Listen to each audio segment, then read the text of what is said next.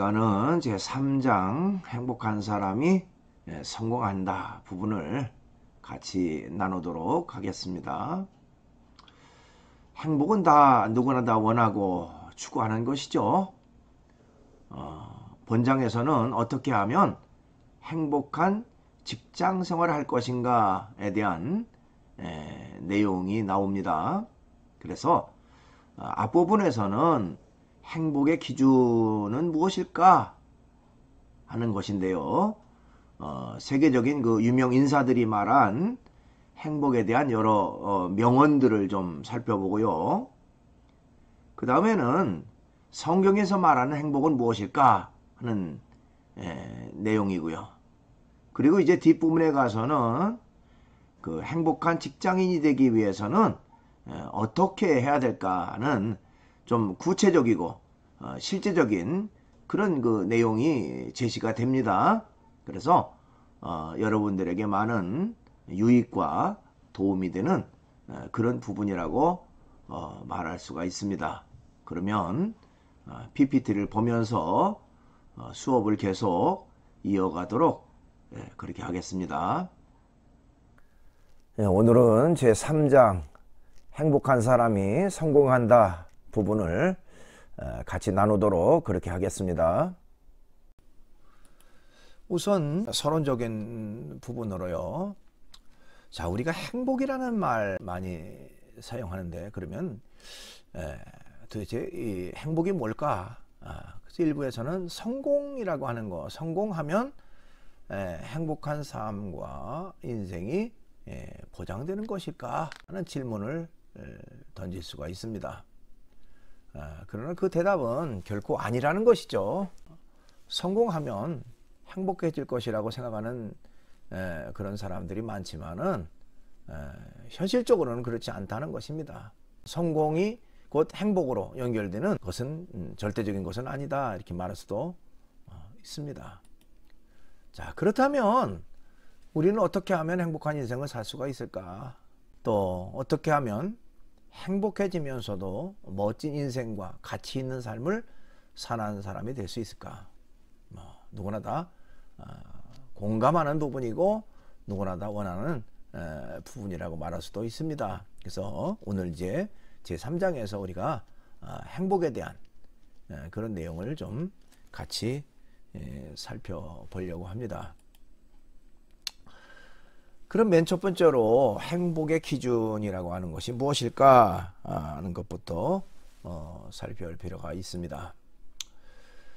우선 여러분 교재에 거기 48쪽부터 49쪽 윗부분에 보니까 위인들이 말했던 행복에 대한 그 명언들이 쭉 나옵니다. 그래서 그것을 잠깐 적어 봤습니다. 행복에 대한 명언들이죠. 아리스토텔레스라고 하는 사람은 인간의 궁극적인 목적은 행복에 있다 이렇게 얘기를 했습니다. 그 다음에 빅토르 위고라고 하는 사람은요, 인생의 최고의 행복은 우리가 사랑받고 있다는 확신이다 이렇게 말했습니다. 그러니까 다른 사람으로부터 뭔가 사랑받고 또 다른 사람으로부터 인정받는 그것이야말로 인생에 있어서의 최고의 행복이다 이렇게 얘기를 했죠. 그런가 하면 윌리엄 제임스라고 하는 사람은 행복해서 노래하는 것이 아니라 노래하기 때문에 행복해지는 것이다. 자, 이 세상에서 참다운 행복은 남에게서 받는 것이 아니고 내가 남에게 주는 것이다. 아나톨 프랑스라는 사람이 얘기를 했습니다. 실제로 그 심리학자들에 의하면 받을 때의 그 행복감보다 나눠줄 때, 베풀 때의 행복감이 2배, 3배의 더 큰 그 행복감으로 연결된다고 합니다. 그 다음에 행복은 내 마음 속에 있다. 행복은 자기 안에서 찾아야 하는 것이다. 랄프 waldo 트라인이라고 하는 사람이 얘기를 했습니다. 이렇게 다양한 사람들이 행복에 대한 이야기를 많이 했는데요. 자, 그렇다면 이제 도대체 행복의 기준이라고 하는 것은 뭘까 하는 것입니다. 돈이 행복의 기준일까? 여기 퀘션 마크가 붙었죠. 예. 그러나 아니라는 겁니다. 돈으로 무엇인가를 살 수는 있지만 행복을 살 수는 없다는 것이죠. 그렇죠? 돈으로 뭐 못하는 게 없다 뭐 이런 얘기를 많이 합니다만은 못하는 게 분명히 있죠. 예, 행복. 그것을 살 수가 없어요. 예. 그렇기 때문에 돈도 행복을 보장해주는 기준이 될 수가 없다는 것입니다. 그 다음에 행복의 기준은 뭘까? 외모가 행복의 기준일까? 하는 것입니다.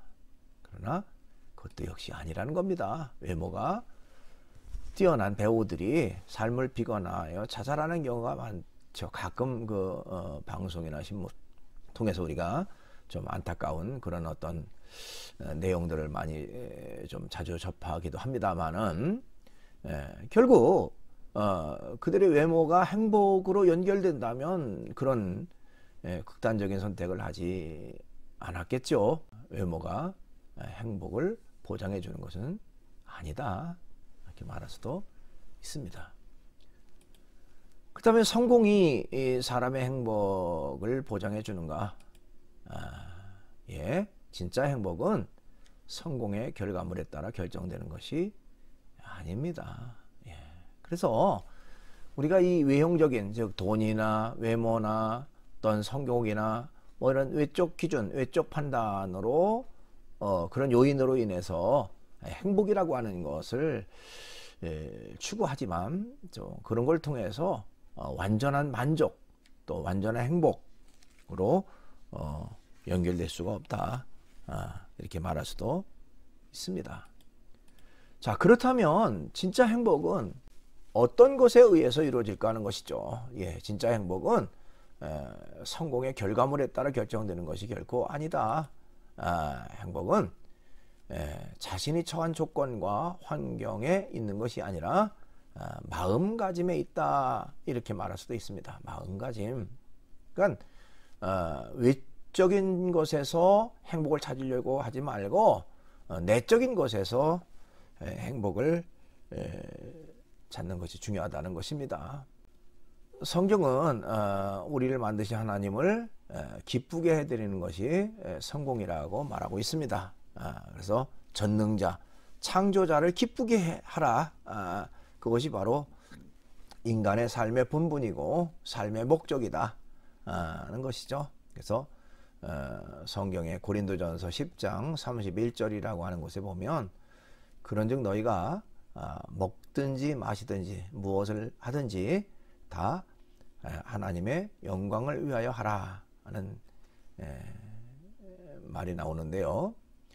인생의 삶의 목적이 뭐냐? 그것은 전능자, 창조자 하나님의 영광을 위해서 살아가는 것이다. 좀 더 구체적으로 이제 성경에서 말하는 행복의 개념은 어떤 것일까? 이렇게 우리가 좀 살펴볼 필요가 있는데요. 자, 그것은 이 원 베네딕트라고 하는 사람이 그의 저서인 너 행복하니? 라는 책에서 쓴 글을 통해서 우리가 살펴볼 필요가 있습니다. 자, 그 책에서 저자는 첫째, 마음이 가난한 사람이 행복하다라고 얘기를 합니다. 성경에서 말하는 행복은 이 땅에 있으면서 천국을 소유하며 사는 것이다. 즉 마음이 가난한 사람이라고 말할 수도 있습니다. 그 다음에 두 번째로 온유한 사람은 행복하다라고 말할 수도 있습니다. 이 온유라고 하는 말을 우리가 일상에서 많이 사용합니다만은 한자를 거기다가 기입을 해놨는데요. 이 한자의 온자는요 따뜻할 온자에다가 유자는 이제 부드러울 유자를 사용합니다. 그러니까 온유하다라고 하는 것은 직역한다면 따뜻하고 부드러운 마음과 또 그런 생활 태도를 가진 사람들을 온유하다 이렇게 말하고 있는 것입니다. 자, 온유한 사람은요 자기 혼자만 행복한 것이 아니라 주변 사람들까지도 행복하게 만드는 힘이 있다는 것입니다. 그 다음에 세 번째로 화평하게 하는 사람은 행복하다라고 얘기를 했습니다. 화평하게 하는 사람은 소위 우리가 피스메이커라고 얘기를 하죠. 즉 평화를 만드는 사람, 뭐 반대로 트러블 메이커라고 얘기를 하는데요.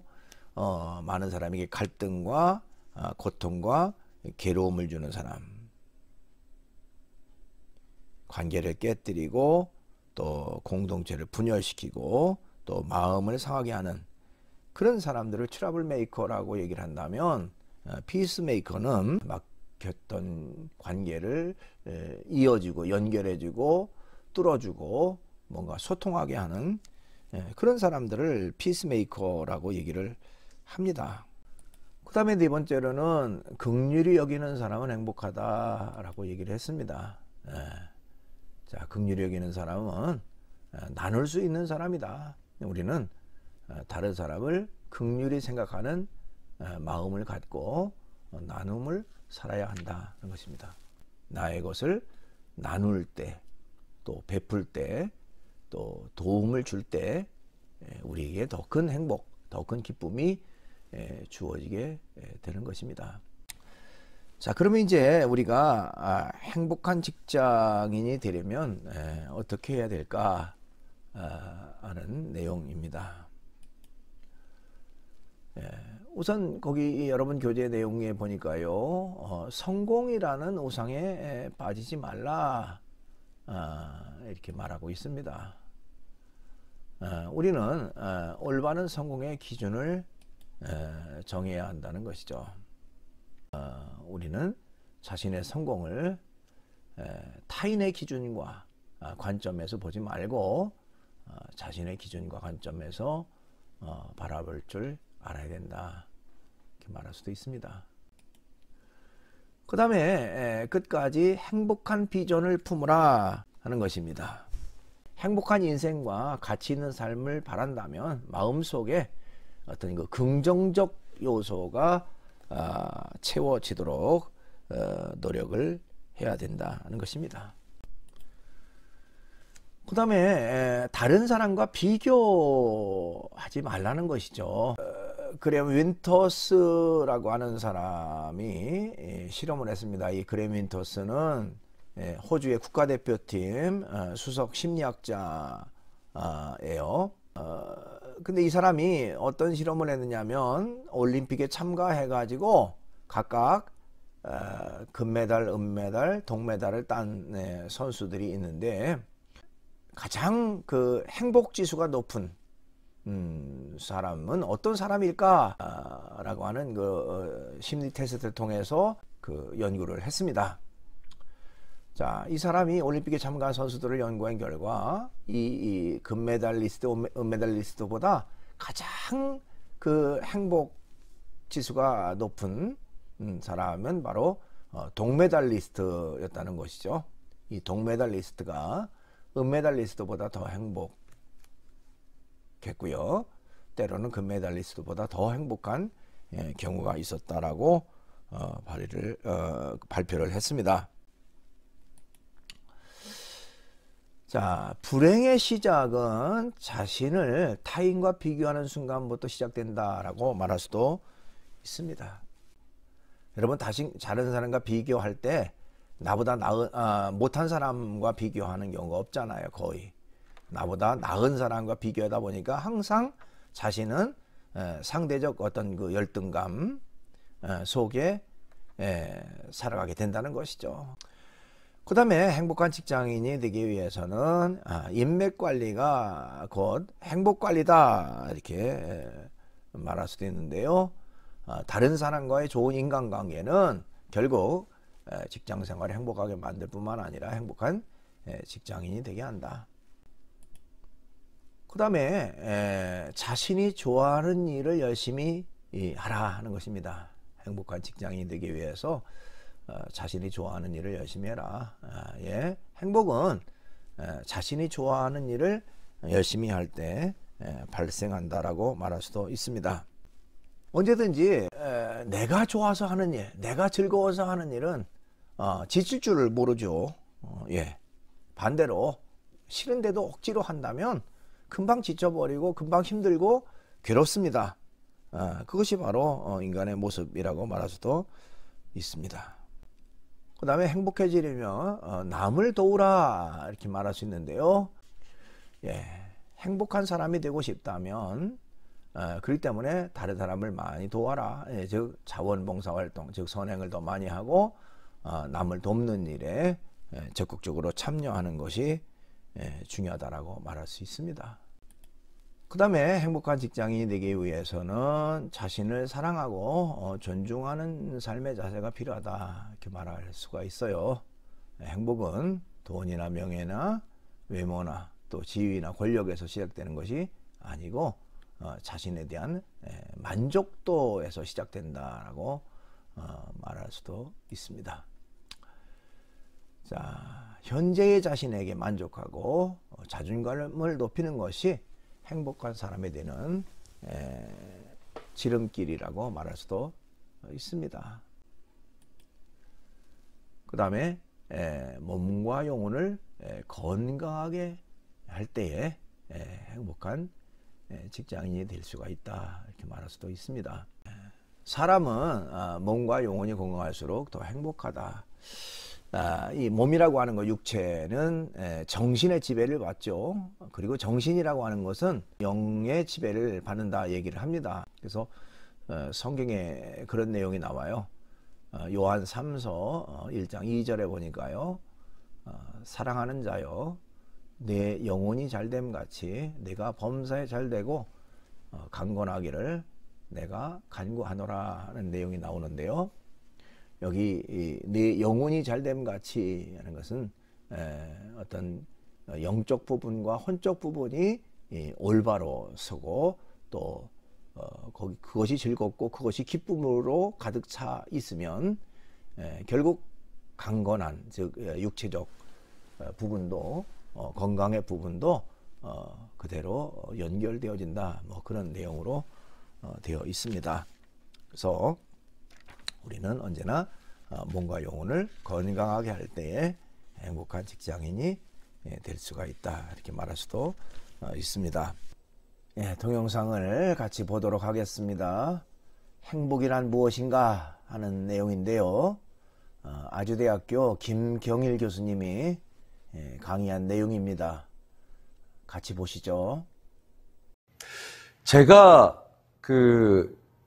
제 영어 발음을 들어보신 분들은 상상조차 못하시지만 저는 미국 유학을 6년을 했어요.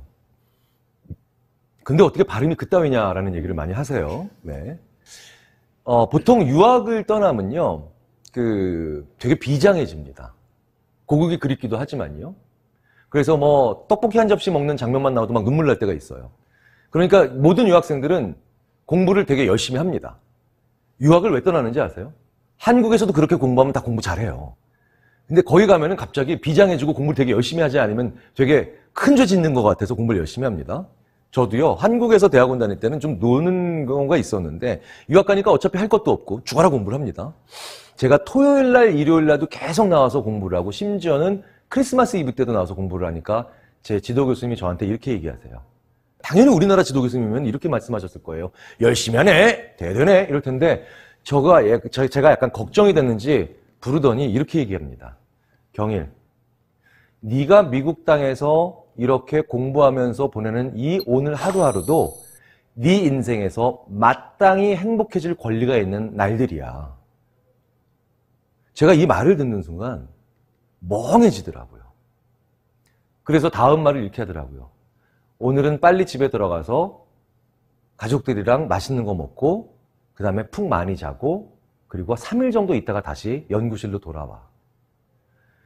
이게요, 굉장히 많은 사람들이요, 행복이라고 하는 걸 굉장히 중요한 가치로 생각하고 이건 당연히 중요하게 생각해야 되는 가치입니다.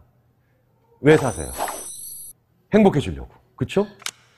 직장인들한테도 마찬가지입니다. 행복한 미래를 위해서. 그런데요, 연세대학교 심리학과의 서은국 교수님이 행복의 기원이라는 책을 쓰시면서 저한테 이런 얘기를 하셨어요.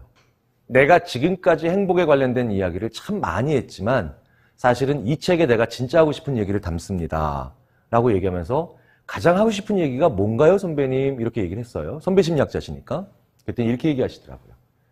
행복은 목표가 아니에요. 행복은 도구예요. 인생의 궁극적인 목표, 생을 마감하는 그 어느 순간에 최종적으로 도달해야 되는 상태로서의 그것이 행복이 아니라 오늘 하루하루에도 마땅히 느껴야 되는 게 행복입니다. 라고 얘기를 합니다. 그래서 행복은요, 너무 거창하게 생각하지 마세요. 목표가 아니라 달려가면서 인고해야 되는, 결국 끝내 어느 순간에 만나야 되는 목표가 아니라 오늘 하루하루 우리가 소소하게 느껴야 되는 도구입니다. 왜? 실제로요, 우리 인간이 굉장히 많은 경우, 특히 우리나라 사람들은 언제 죽을지도 모르고 언제 지점이 오는지도 모르는데 행복이란 걸 멀리 밀어내요. 인생 어딘가 저기 있어요.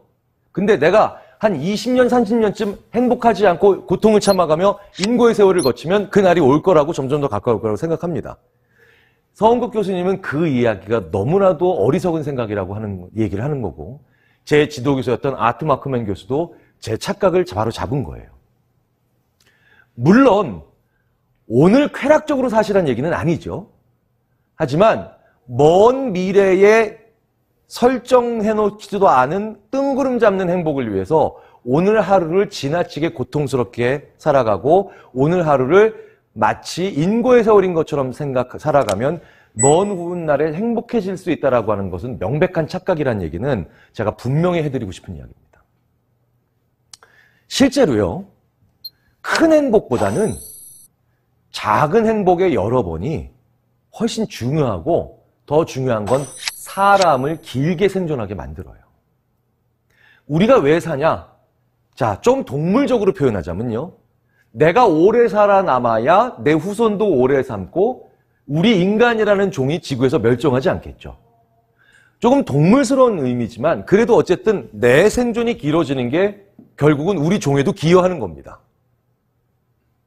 그러니까 나의 생명을 연장시키고 길게 만드는 건 결국은 크게 보면 우리 종의, 인간이라고 하는 전체 인류에도 도움이 되는 거예요. 자, 그런데 우리는 어떻게 하면 수명을 연장시키냐는 거예요. 정말 감동적인 행복을 짠 한번 겪게 되면 그러면 행복해 진짜로 오래 살까? 그게 아니더라는 거죠. 행복은요, 크기가 아니라 빈도입니다. 무슨 얘기냐? 100점짜리 행복, 열흘에 한 번 누리는 사람보다 10점짜리 행복을 매일매일 누리는 사람이 총합은 같아 보여도 두 번째 사람이 훨씬 더 건강하고 오래 살더라는 거예요. 실제로 어차피 행복의 총량은 0에 수렴합니다. 뭐냐? 쭉 날들이 지나다니죠? 그러면요, 좋았던 날도 있고 우울했던 날도 있고 꽤 괜찮은 날도 있고 그 다음에 좋았던 날도 있고 안 좋은 날도 쭉 있으니까 이거 쭉 하면 결국 0에 수렴하죠. 대부분의 사람들이요, 거의 예외 없이, 이 자리에 계신 한 분 한 분도 예외 없이 사실은 기분으로서의 행복은 장기적으로는 0에 수렴합니다. 들쑥날쑥 하니까요. 이게 360일 즐거움은 그걸 조증 환자라 그래요. 그리고 360일 내내 안 좋으면 우울증 환자죠. 그러니까 결국은 대부분 보편적인 사람들은 이게 0입니다. 다 합치면. 근데 자, 생각해 보세요. 이렇게 한번 올라갔다가 훅 내려가면은 행복의 크기도 똑같이 0에 수렴하지만 빈도는 한 번이죠. 자, 그런데 좀 방정맞아 보이지만 이렇게 막 왔다 갔다 이렇게 하면 행복이 많아지겠죠, 빈도가. 두 번째, 이런 경우가 훨씬 낫다는 거예요. 실제로 한 번에 느끼는 행복의 크기로는 이 자리에 계신 저까지 포함해서 어떤 분들도 범접을 할 수가 없는 분들이 바로 이분들이죠. 1회로 느끼는 행복의 크기, 엄청난 분들입니다. 근데 이분들의 공통점이 스스로 생을 마감했거나 아니면 비극적으로 삶이 마감된 분들이에요. 왠지 아세요? 우리로서는 범접할 수도 없는 행복의 크기를 맛보셨던 분들이지만 이분들의 공통적인 또 다른 있을 어둡고 안타까운 측면이 바로 뭐냐면 행복의 빈도가 너무 떨어진다는 거예요. 거의 없었다는 거죠. 그래서 큰 행복은 오히려 의외로 우리로 하여금 굉장히 어둡고 긴 터널을 가게 만드는 안 좋은 것들이기도 합니다. 그러니까 작은 행복이 여러 번 있어야 돼요, 인간은. 작은 행복이. 자, 그런데 이렇게 작은 행복을 여러 번 누리기 위해서는요, 사실은 인간에게 있어서 스스로만은 불가능합니다. 뭐예요? 나한테 알사탕 주는 친구가 10명쯤 있으면 나는 행복의 빈도가 올라가죠. 나한테 1억 원을 주는 친구가 1명밖에 없으면 행복의 크기는 커지지만 빈도는 적어져요. 알사탕 1개씩 줄 수 있는 능력밖에 안 되는 친구라도 10명 있는 게 더 중요하다는 겁니다. 그런데 이 행복에 관련된 연구를 하다가 이렇게 관계가 중요하구나. 나한테 큰 거를 주는 게 아니라 작은 거를 기꺼이 줄 수 있는 친구들이나 주위의 관계가 그렇게 중요하구나라는 것을 저희들이 연구하다가 깜짝 놀랄 만한 게 행복과 창의적인 게 연결이 되더라고요. 그런 사람들이 많은 사람들이 창의적으로 살고 이 세상을 바꿀 만한 아이디어를 내놓습니다. 왜냐? 그리고 또 어떤 나라에서냐? 우리나라에서 그래요. 제가 한 번 말씀드렸던 기억나세요? 우리나라는 관계주의 국가다. 관계주의 문화다. 그러니까 나를 둘러싸고 있는 관계가 참 다양하지요. 자, 그런데 제가 말씀드리진 않았지만 굉장히 저한테 많이 하시는 질문이 또 하나 있고, 그리고 그 과정에서 아, 맞아 라고 또 인정하시면서 속상하시는 부분들이 있습니다. 우리나라 사람들 창의성 없다. 이런 얘기 많이 하시고 들어보셨죠? 아닙니다. 우리나라는 관계주의 문화이기 때문에 여러 가지 다양한 관계가 복잡해서 대놓고 자네 새로운 아이디어를 가져와봐, 참신한 아이디어를 가져와봐, 혁신해봐 이러면 그 사람은 내가 만들어낸 그 새로움으로 인해서 나를 둘러싸고 있는 관계가 변한다고 생각해서 되게 불안해합니다. 힘들어해요. 그런데 우리나라 사람들을 창의적으로 만드는 메시지가 있죠. 이 관계주의는 우리나라에서. 바로 이겁니다. 장기나 오목이나 바둑 두셔보신 적 있으신 분은 다 아실 거예요. 내가 둘 때는 좋은 수가 절대 생각이 안 납니다. 그런데 신의 한 수가 진짜 잘 생각날 때가 있어요. 언젠가요? 훈수 둘 때예요. 훈수 둘 때. 훈수가 뭔가요? 내가 두는 게 아니죠.